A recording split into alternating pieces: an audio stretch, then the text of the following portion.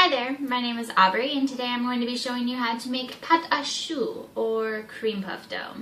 This is going to be delicious after we fill it with the pastry cream that we made in an earlier video, so get excited.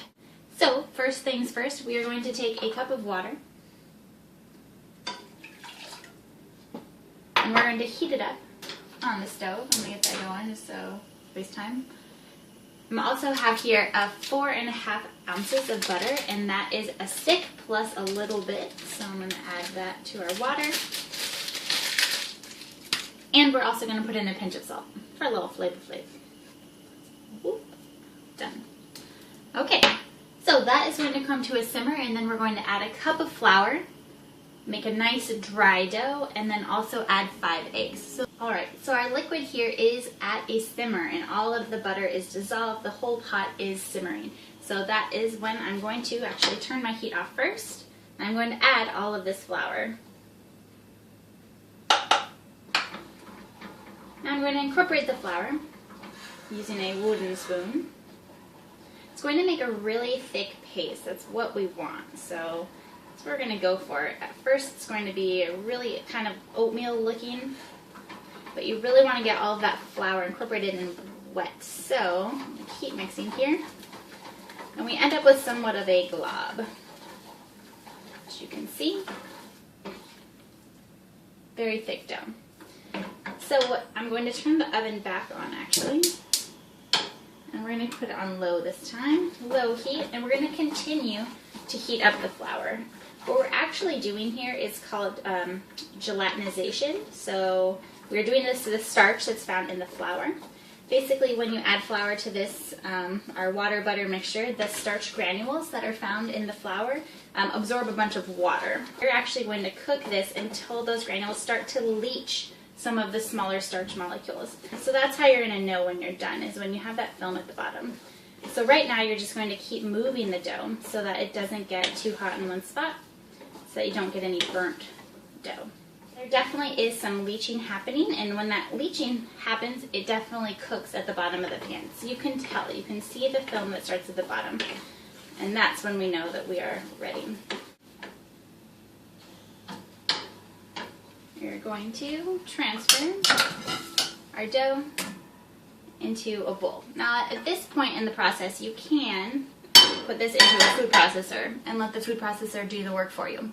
I'm going to show you how to do it by hand, just because if you don't have a food processor, I don't want you to be discouraged. I want you to still make this because it is so good. So we have ours in a bowl. And I'm letting it kind of cool just a little touch, because the next step that we're going to add the eggs. So if this was super duper steamy hot, when you add the eggs, you're going to end up with some lovely scrambled eggs inside of your cream puff dough, which is not what we're going for at all. So I'm going to let this cool a little bit. If it was in the food processor, you could just pulse it a few times, then it kind of releases some steam. It's kind of helpful. Now we're not going to actually wait for this entire thing to cool down. We just want to give it a little air. Alright, so mix up my eggs, whole eggs. I'm going to pour them into my dough. I'm going to start mixing them around. And again, you want to keep these moving, because if they're moving, then they don't have enough time to sit and get too hot and actually cook into like a solid egg, like you would in a frying pan. I'm going to switch out to my whisk.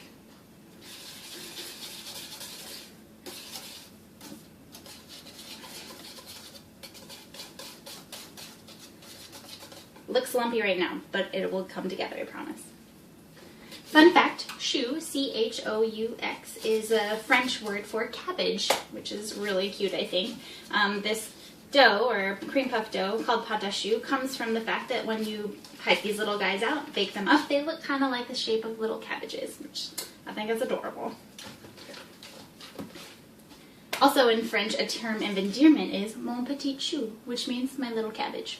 So kind of cute if you want to call someone that. Spice it up with some French.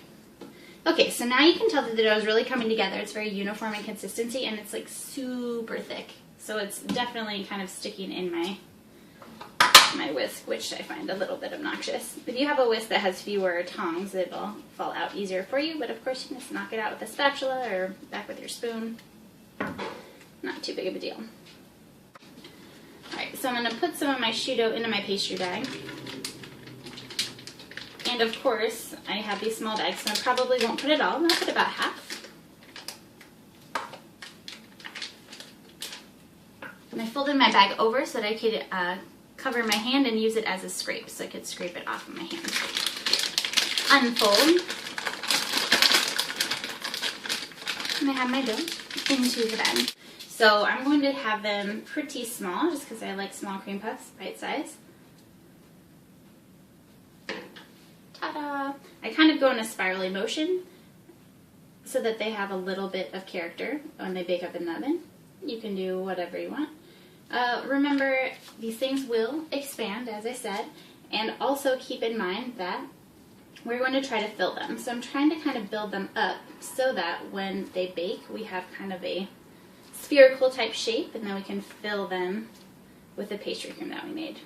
It's going to be so good. If you're interested in making an eclair shape, eclair, if you're French, I have not a very good French accent, but an eclair, an American, that shape is just a long, I guess, tube kind of thing. You use the same dough, you just make a different shape. So you can type an eclair shape. And so again, it's just kind of like a straight line. The last thing I'm going to do before I put these in the oven is give them a brush over with egg wash. So egg wash, you probably have your own recipe. It doesn't entirely matter which egg wash recipe you use. It just gives those cream puffs a nice sheen on the outside when they bake. I just have a little bit of egg mixed with milk here. So I'm going to lightly brush on top of all of these little cream puffs. And now they're in the oven at 425 degrees. We're going to leave them there for 15 minutes and then turn the heat down to about 350. 15 minutes in the oven at 425, our choux is starting to look like this. We will now reduce the heat to 350 degrees and continue baking for about 12 to 20 more minutes, depending on how quickly these will dry out. All of our cream puffs have now come out of the oven. They spent about 14 minutes at 350 and they look absolutely beautiful. So here are eclair and then our cream puff shape. Feel free to play around with the shapes and the sizes. These are just some examples for you. You can always take a sacrificial choux, C-H-O-U-X, remember, and break it open to make sure that you're done. You should have a nice cavity. Let me see if you can get in on that. And it's hollow inside. So you can see how all of that steam pressed all of those fibers until they broke, but then of course, the outer is still intact because we had it at that high heat. So this is a beautiful little cream puff, and now we are going to fill them so we can eat them.